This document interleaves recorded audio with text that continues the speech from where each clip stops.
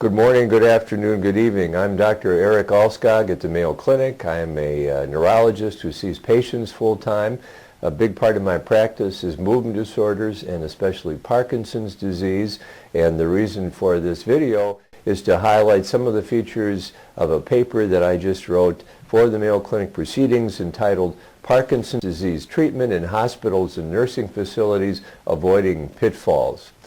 So this is a subject that really isn't discussed very much in the published literature. In fact, it really isn't addressed at all. But there really haven't been papers about things that clinicians on the front lines need to address specifically about drugs and doses and problems and how to treat them. Patients who were admitted to the hospital and then came to see me in the clinic or had gone into nursing homes, the family, the caregivers would tell me about how it wasn't exactly seamless as they went from home to hospital or home to nursing facility and the problems that they encountered. So when patients are going from home to hospital, home to nursing facility, the care team needs to be aware of which drugs are important and which are of lesser importance. So there are four major classes of drugs that are used to treat Parkinson's disease. The fact that there are four is actually a problem because this adds to the confusion. One of these classes of drugs is really important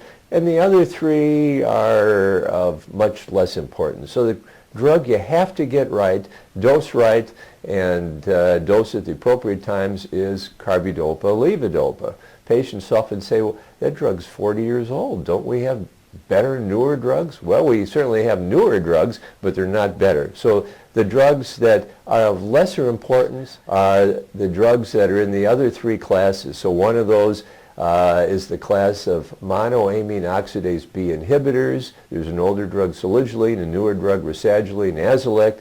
These drugs have a 40-day half-life, so if you stop them, patients really aren't going to deteriorate for a day or a week or even a couple of weeks.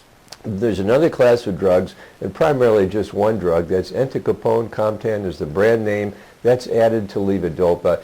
By itself, it isn't potent at all, and it has only modest benefits when added to Carbidopa Levodopa. If patients had that stopped, this wouldn't be the end of the world. They might deteriorate a little bit, they might not even miss it. And then finally, there's a more important class of drugs called the dopamine agonists. There are 5 dopamine receptors, so obviously dopamine potentially can stimulate all 5. The currently available oral dopamine agonists stimulate primarily the D3 receptors.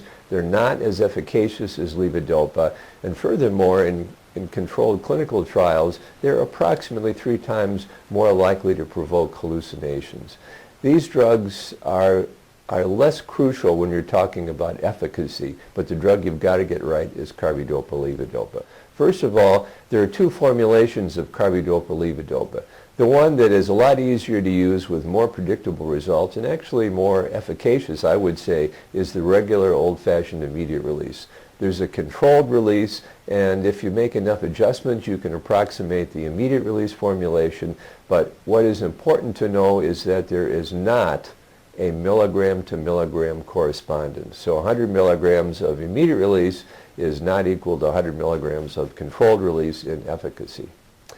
Second of all, Carbidopa Levodopa must be taken on an empty stomach. That if they take their Carbidopa Levodopa with meals, the effect may not present itself. Now, this is not necessarily 100% true, but I would say it's about 95% true. And it's dietary amino acids, the protein breakdown products, that sabotage levodopa and prevent it from crossing the blood-brain barrier. Got to be taken on an empty stomach. How do you need to adjust the timing with respect to meals? Patients have taught me this. It needs to be at least an hour before meals, and if you eat, at least 2 hours after the end of meals. Is this important? Yeah, it's really, really important for a lot of patients. And it's especially those patients that have short duration responses. And here again, the timing is crucial. If you're in the hospital or a nursing facility, the convention is, well, we'll give drugs TID, which might be, 6, 9, and 6, or QID might be 6, 9, 6, and 12, or something like that. But that doesn't work for Parkinson's patients who, A, need to get it on an empty stomach, and B, if you have a 4-hour response, but you're getting it every 6 hours, that means every dose cycle, you're in an off state for a couple of hours.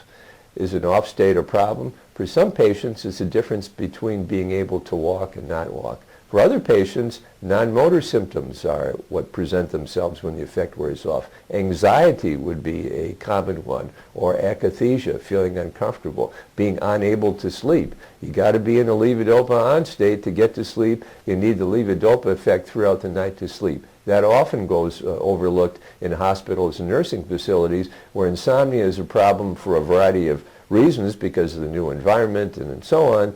But you have to also recognize that patients need carbidopa levodopa effects to get people comfortable so that they can get to sleep. In the hospital and nursing facilities is the potential for orthostatic hypotension. This is especially potentially a problem in the hospital where there might be surgery and blood loss, where there might be vomiting or diarrhea and volume loss of fluids, and where new medicines are started that are hypotensive. But it's especially important in the context of Parkinson's disease because of two factors. Number one, dysautonomia that predisposes to orthostatic hypotension. And number two, levodopa. Often unrecognized is the fact that a single dose of carbidopa levodopa will kick in about an hour and drop the standing blood pressure, sometimes precipitously. And then that effect will be persistent for 3 to 4 hours, and then it will come back up again. So this is important not only for being aware of that and avoiding it, but also for measurement of blood pressure. If you check only the sitting or the supine blood pressures, you're never going to see this phenomenon. Number two, if you check your blood pressure 6 hours after the last dose of carbidopa levodopa, obviously you're going to miss the levodopa effect, which actually is extremely prominent, and we see this all the time in the clinic. And the last couple of things I'm going to mention are dyskinesias. The dyskinesias, the chorea, is tied to the dose of levodopa that you just took. So the next dose, you reduce that by a little bit. If you reduce it enough, the chorea, the dyskinesias, will always go away. For some people, the problem is if you reduce it enough, then they end up with Parkinsonism again, and they're not very happy with that. But you can always get rid of dyskinesias.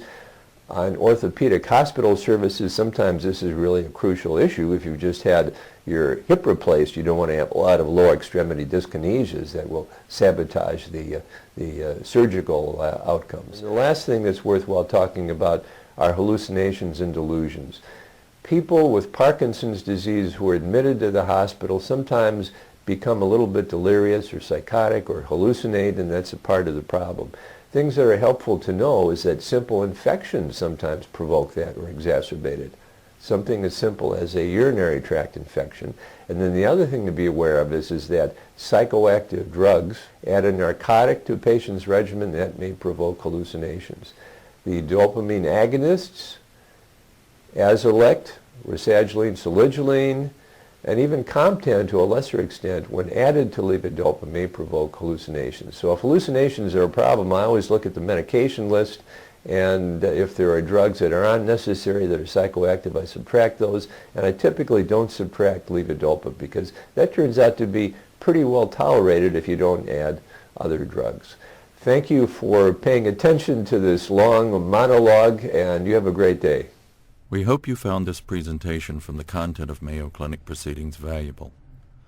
Our journal's mission is to promote the best interests of patients by advancing the knowledge and professionalism of the physician community. If you are interested in more information about us, our homepage is www.mayoclinicproceedings.org. There you will find access information for our social media content, such as additional videos on our YouTube channel or journal updates on Facebook. You can also follow us on Twitter. More information about healthcare at Mayo Clinic is available at www.mayoclinic.com. This video content is copyrighted by Mayo Foundation for Medical Education and Research.